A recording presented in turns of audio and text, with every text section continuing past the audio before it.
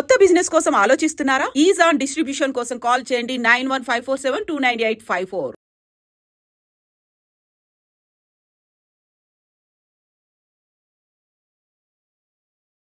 Rice తినాలా, brown rice తినాలా, చపాతీ తినాలా, ఇలాంటి చాలా డౌట్స్ ఉంటాయి.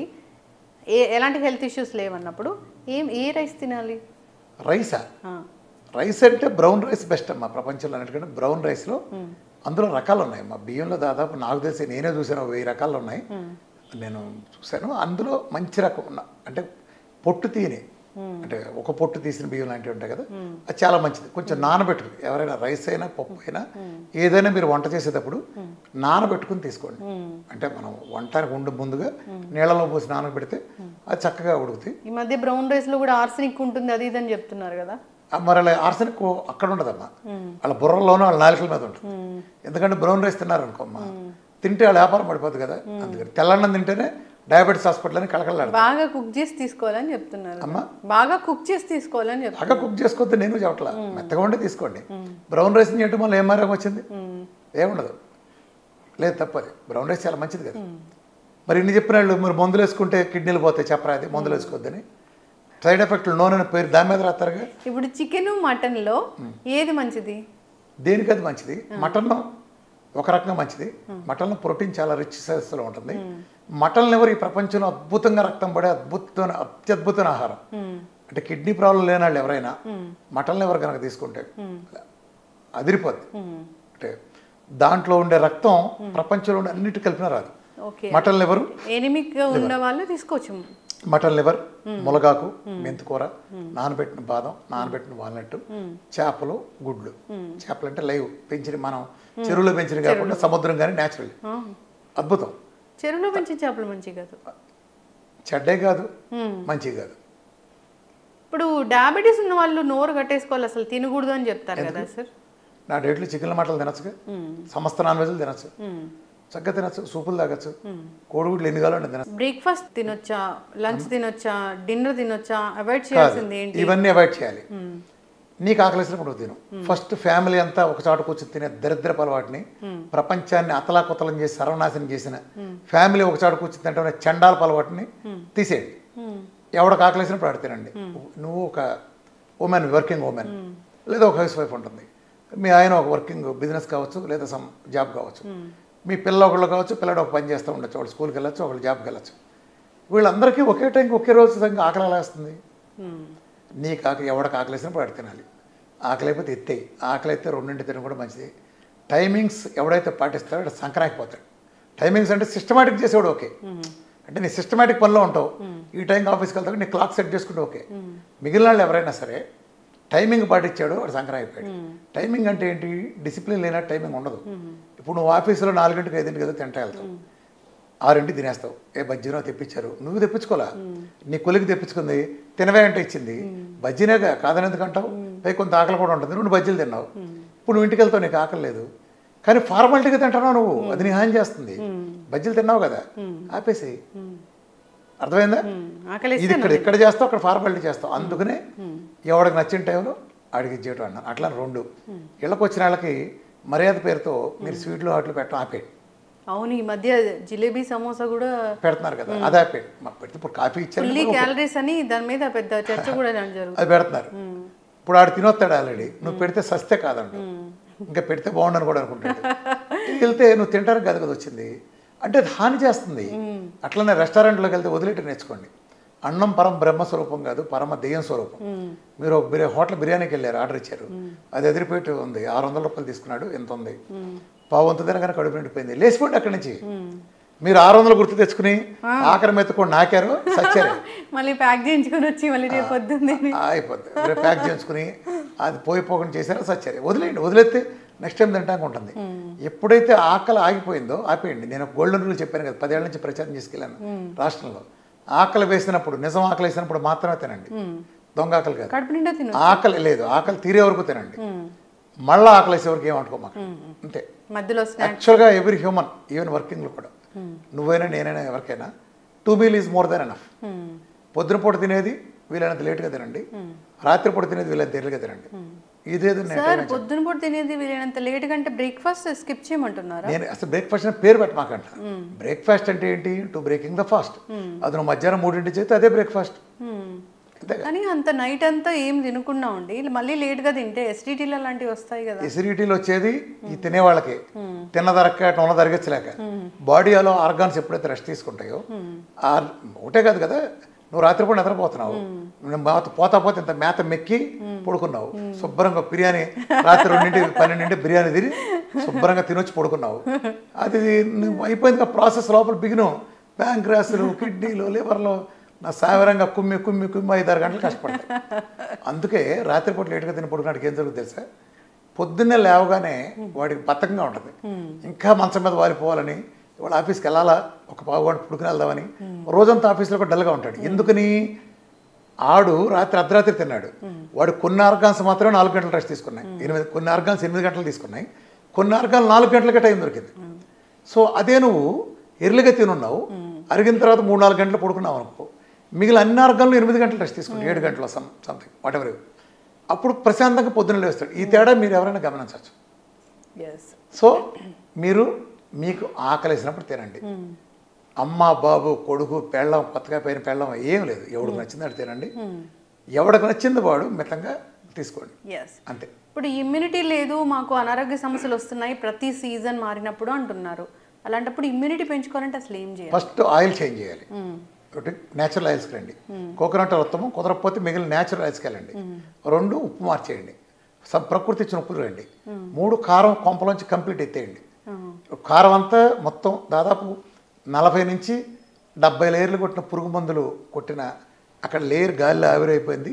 పండుమిరపకాయ అయితే ఆ పండుమిరపకాయని ఏమాత్రం ఎండలో పెట్టకుండా, క్లీనింగ్ లేకుండా ఇలా ప్రాసెస్ ఉంది కాబట్టి తీసేయండి.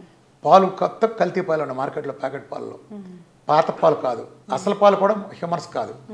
గేదె ఇచ్చే పాలు గేదె దూడ కోసం వస్తుంది, ఆవు ఇచ్చే పాలు ఆవు దూడ కోసం వస్తుంది. మన తల్లి ఇచ్చిన పాలే పాలు.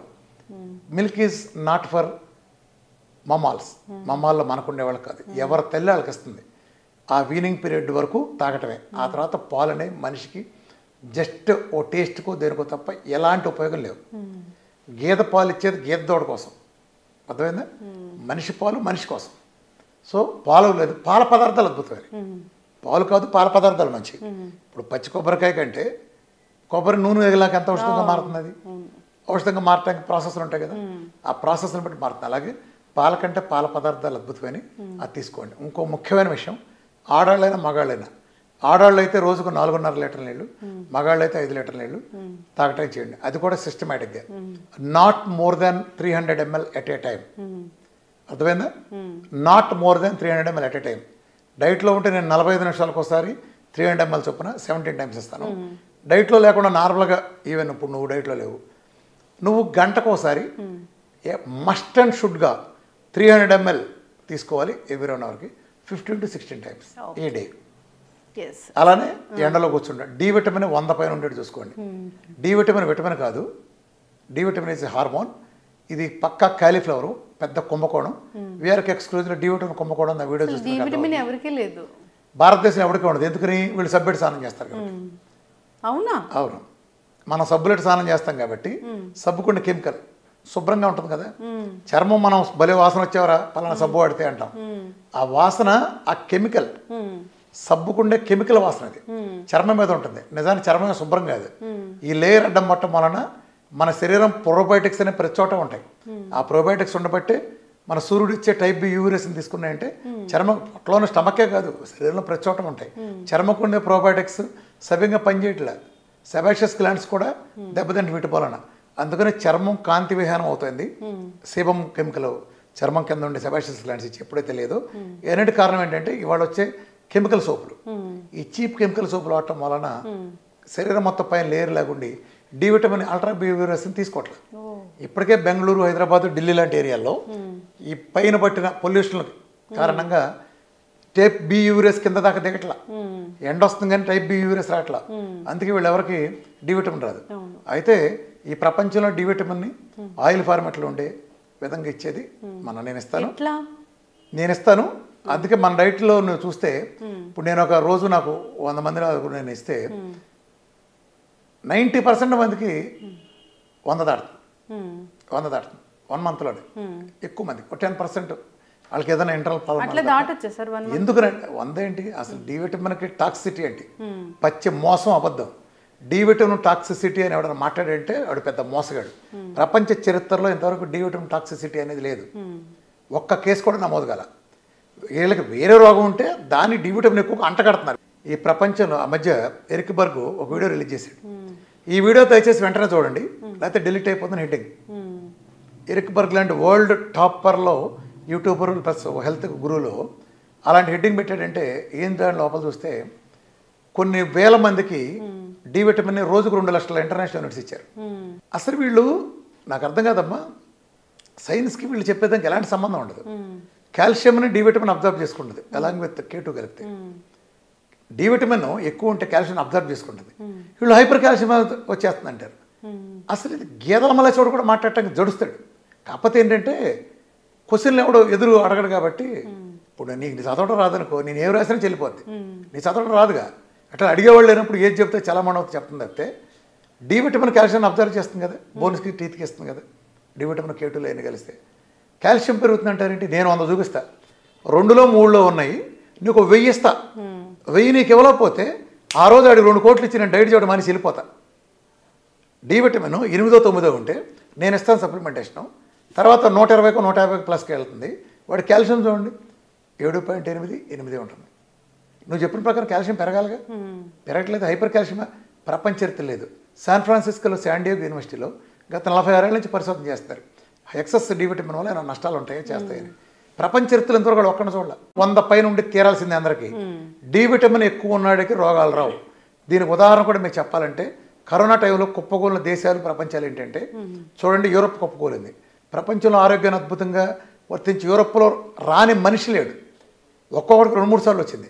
యుఎస్ చూసుకుంటే మీకు దల్లాస్ కానీ చికాగో సైడ్గా దల్లాస్ రాలేదు. దల్లాస్లో ఒకడికి వస్తే చికాగో కానీ న్యూజెర్సీలో 1000 మందికి వచ్చింది. ఎందుకని? దల్లాసు బేసికల్గా మన బెజవాడ లాంటి ప్రాంతం, అవి వచ్చేటప్పటికి చలి ప్రాంతాలు. చలి ప్రాంతాలు ఎఫెక్ట్ కొట్టింది.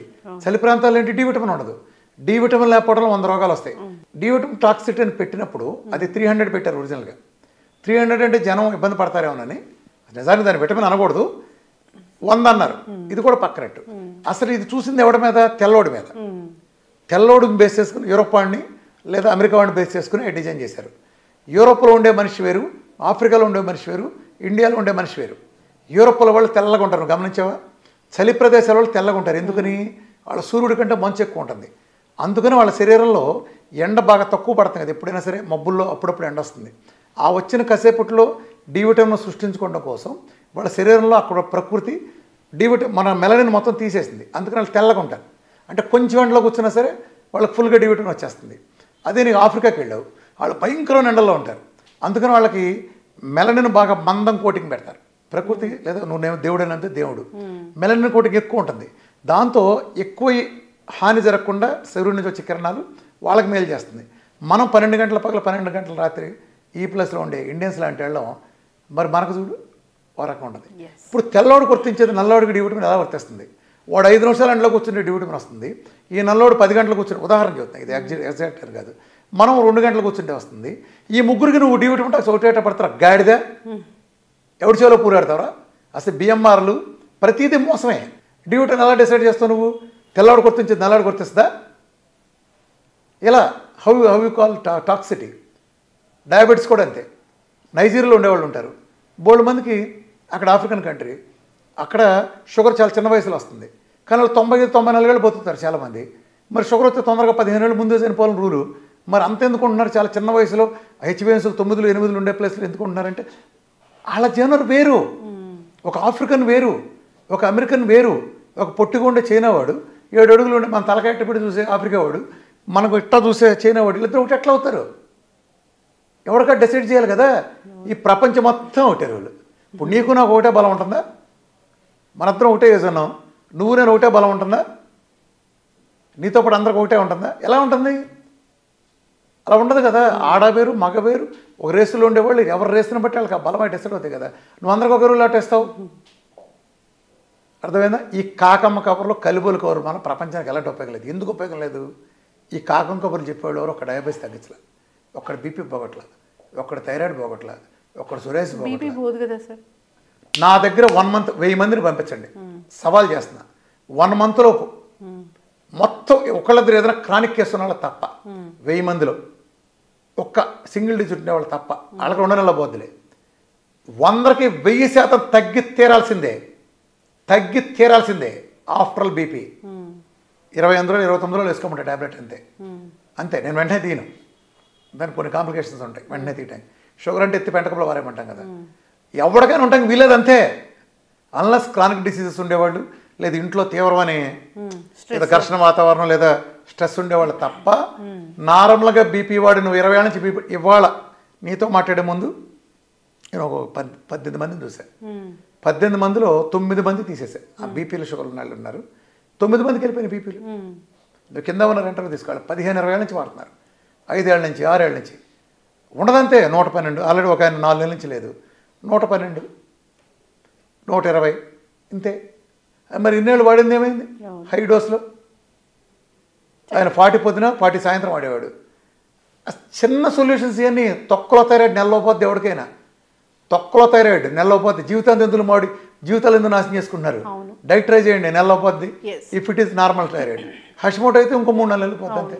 ఆహారం ఔషధము. మీరు డైట్ గురు ఎన్నో ఏళ్ళ నుంచి ఉన్నారు, ఎంతోమందికి డైట్ ఇస్తూ ఉన్నారు, జీవనశైలిలో మార్పులు చెప్తూ ఉన్నారు, ఎన్నో అనారోగ్య సమస్యలను తగ్గిస్తూ ఉన్నారు.